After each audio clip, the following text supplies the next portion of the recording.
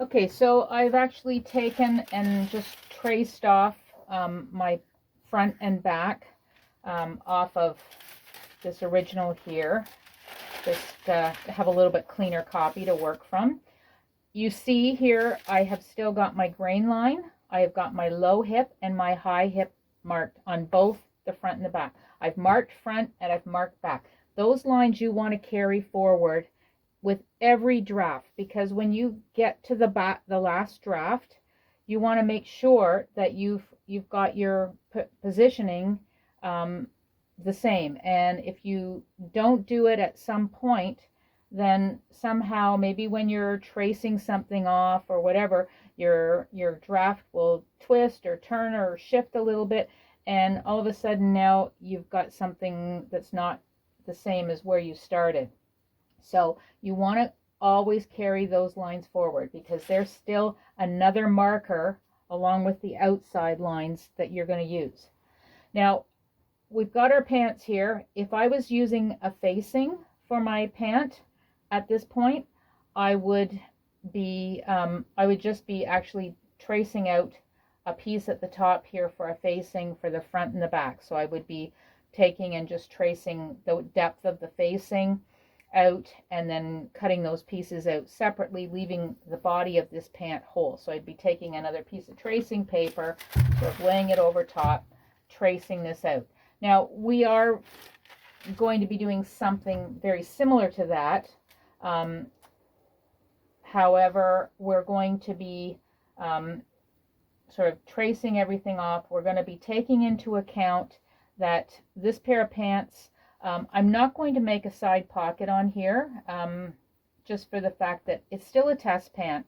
And if I don't like the depth of where the waistband is, even if I put a fly front in, my fly front is going to go down as low as it can go. So if I have to shorten that fly, it's going to be from the top. It's not going to be from down here at the bottom. So I definitely am not gonna worry about where that where the fly is going to go at this point. And I don't want to put a pocket in, because if I put a pocket in and now I decide I want this little bit lower, that whole pocket, you have to tear it apart. You'll have to trace out new pattern pieces. So let's just leave the pocket for this draft, and I will show you at a later time how to put a pocket in. So, okay, back to my front here. Now, if your pattern still has a dart, like this one here, so say you still have your dart in, you're going to have to fold that dart out. You're going to follow the same method that we used to get this dropped waist as what you did, as what we did for the drop waist. You're going to follow the same method if you've still got a dart. Now, you don't have a dart. If you've taken that fullness that was up here out at the side, then definitely going to be a lot easier to do. So you have to determine how deep you want your waistband to be. I'm going to take a different color here now. I think I want my waistband to be about 1.5 inches in total. So I'm going to take and I am going to sort of line up my 1/2 inch mark here, and I'm just going to draw all the way across. Now, make sure you take a note as to where you're laying your ruler and the width of your marking tool. Like, you want a good sharp pencil. You don't want to add, because if you look at this and then all of a sudden now if I measure from, say, the top of my waistline line to the bottom of my waistband line, I might end up with another 1/8 inch. Now, it may not make a lot of difference, but it may be enough that it does make a difference, and somewhere down the road you're going to either add more to that 1/8 inch or you're going to take some away. So try to keep this distance from the in between the lines to be the measurement that you want. So you're going to go all the way across here at 1.5 inches, because that's the width that you want your waistband to be, okay?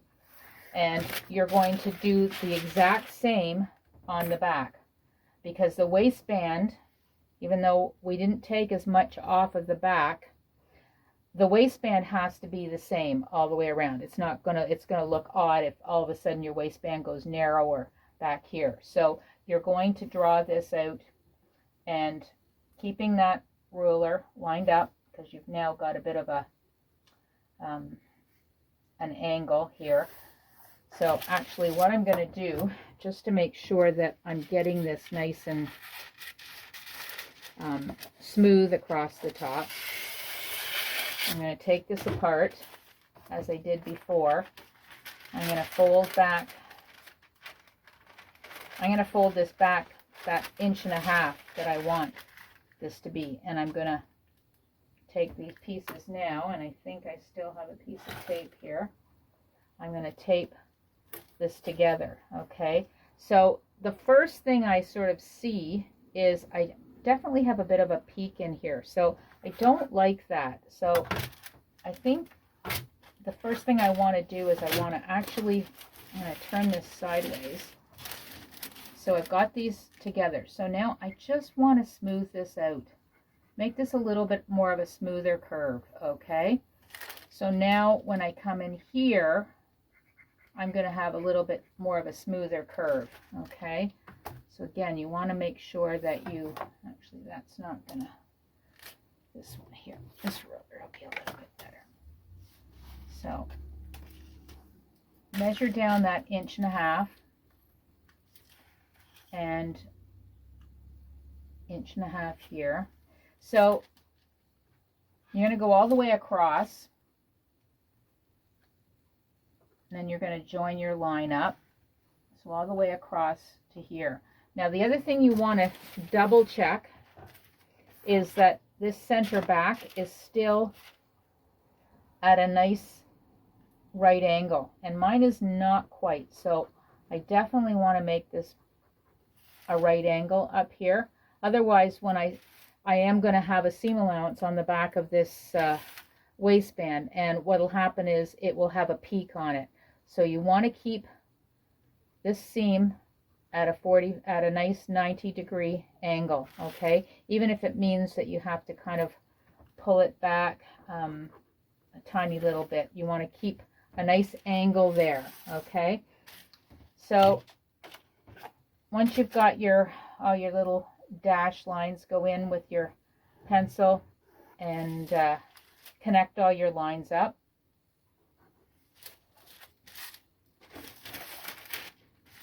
Try to keep that line together.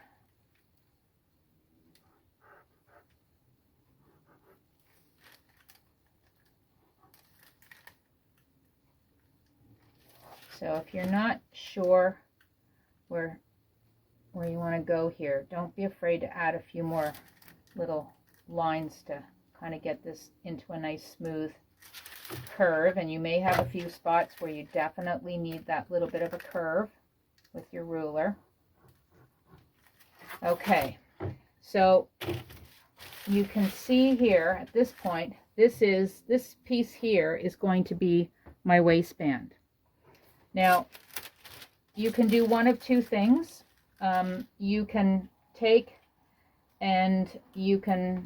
this apart and have a front and a back piece. You can decide your back, actually, if you cut it properly, if you make sure that this is squared off right from this point here, you can actually cut this center back on a fold. Or you can do what I generally like to do, just because it does give me a little bit of curve where I need it, and a little bit of bias, is you can actually tape this whole piece together, okay? So tape this all together, and now you can take and you're going to cut this right on that line.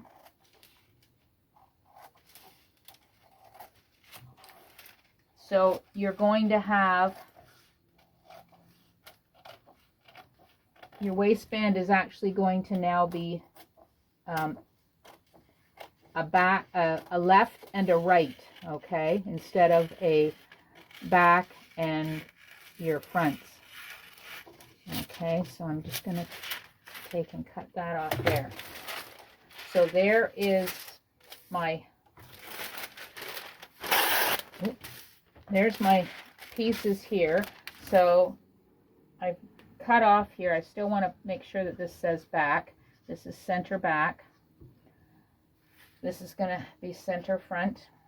Okay. So this piece now is going to be my waistband piece. Now, the way I want to cut it is you're going to look at this and go, okay, well, where does my grain go? How do I determine my grain? Well, your center back, if you're cutting this on a fold, then your center back can be your grain. But I'm not going to be cutting this on a fold simply because I'm going to need one side of my front waistband to have a little bit more of an extension for where the fly front is going to be, because otherwise I'm not going to have anything at the front. If this is my center front here, and I attach the two center fronts together, there's nothing that's going to have an extension for a button or a snap or however I want to close this pant off. So you're actually going to end up having you're going to have two pieces. Your one side is going to be this width, and that'll be the side that has the actual zipper opening on it.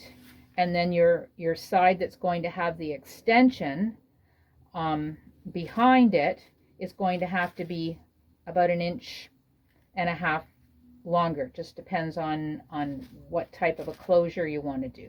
So we're going to take this piece. I'm actually going to move these guys out of the way for the moment. So here's my piece that I've cut off the top, and you can see I've written left on this because this one is going to be the left side of my waistband. It's going to start at the center back and carry on to the center front. So this will be the side of the waistband that gets sewn on where the zipper opening is.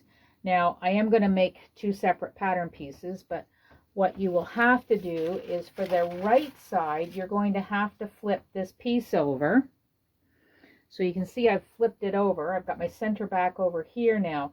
So now this piece is the right side. So this line here indicates the center front. I'll just draw it down so you can see. Okay, so center front. So on this side, I need a little extension because I may have a guard or a fly piece that is sewn onto the right side in here. If not, then this is going to be a little extension that kind of sticks out underneath or possibly on top of the other side of the waistband. They both meet at the center front, but you have to have a piece for your button or your buttonhole on one side that's going to extend. Kind of think about when you've got your buttons and you're sewing buttons down the front of a shirt or something, or a dress or a skirt. You need to have something behind those buttonholes for the buttons to get sewn on. So it's the same thing with the waistband. So you will need to have, anytime you're doing a fly of any type that goes up so that you've got a button or a snap at the waist, you need to have some sort of an extension on one side to accommodate that. So you're going to have two halves to this piece. Okay, so we're going to get those two pieces done in just a moment. Okay, so we're going to do a zipper, fly front zipper here. Of course, the easiest way to do it is to actually just draw a piece that's going to come from the center front down and curve back into the high hip. And so when we put our zipper in, would actually be a very short zipper. because you don't want your zipper to go beyond your hip point. Okay, if you take a look here, here's my low hip. So everything below this low hip is all curved. Above it, we've got a nice straight line, perfect for putting a zipper in. So this example is going to have a very small zipper. So like I say, the easiest would be to take and just draw out. Now I've got this, I've actually extended this down, so I would actually have this a little bit higher here. So I'm going to take this here. My extension is 1 1/4 inches wide. So you want to make sure that you trace this out. So my other one is a little bit too long. So I also want to put like a mark here so I know that that's the low hip. Okay. So the easiest thing to do would be to just take that and actually trace it right on top of your pattern. If you've cut this all out, or you've cut your pants out and you've decided you want to fly front, that's fine. We can make this piece as a facing. So you see how I've got it here. If I flip it over, and I'm actually going to see if I can erase this mark down here, because we're not going to have it quite that long. So if I lay this out on top here, you can see that my facing is actually going to go, when it's sewn on, it's going to fold back onto the fabric, so it can be a separate piece. Okay, this would all have a seam allowance. You wouldn't necessarily need a seam allowance on this curved side, but you're going to need your seam allowance here because this is your stitching line. So this piece is going to be my facing. So you're going to cut one of these, and depending on your fabric, whether you interface it or not. Okay, if you're using a denim or something fairly heavy, then I wouldn't interface this. I would just leave it as is. You will have to finish this raw edge. So now, if you're doing a separate piece and you may decide, okay, I want to have something on the other side where your zipper is actually going to be sewn. You want to have like a facing piece on there, an extension that's going to actually be sewn right up into the waistband that you're going to make. So what that is it's just going to be a piece of fabric that it's going to be folded, so you're going to have a fold line on it. So if you take your piece of tissue and fold it, you can actually just lay, actually let's see if we can see through this. Yeah, we can see through this. So now you can take, and this is why it's good to have this without any seam allowances or anything on here, because we're able to kind of work with this without a seam allowance. So this piece is going to actually just be the extension. So you want to draw it out. You don't need, your zipper is going to be sewn onto this, so you don't necessarily need for it to be curved, and you just want it to be basically a bit of a rectangle, but you're going to cut it on the fold. So if my zipper is going to be 5 inches long, I want to make sure this extension is going to be about 6 inches. So actually my zipper is probably only going to be 4 inches. So let's make this extension come down to about 5.5.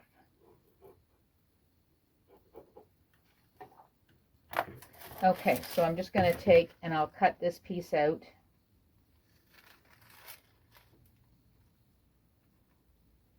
Now, you don't have to put this in. This extension piece is kind of like a guard. So it has where the zipper teeth are. This is going to be sitting So your zipper is all going to be here. This is going to be where the other side of the zipper teeth are going to be sewn, so that there's a bit of fabric between the zipper, the teeth of the zipper, and your body, okay? So it's more of a guard against the zipper. So you can take this, like I say, there it is. It's just a long piece. As long as it's going to be a little bit longer than what your actual zipper length is going to be, that's going to work out just fine. And same thing, you can, depending on what fabric you're using, if you're using a really lightweight fabric, you may want to put a piece of interfacing in here. If it's a heavier or the same, generally it's the same fabric as your waistband and the outer part of your pants. It's not, you know, it's not usually a different color of fabric. So same fabric. So however you're treating your zipper facing, you're going to treat this the same.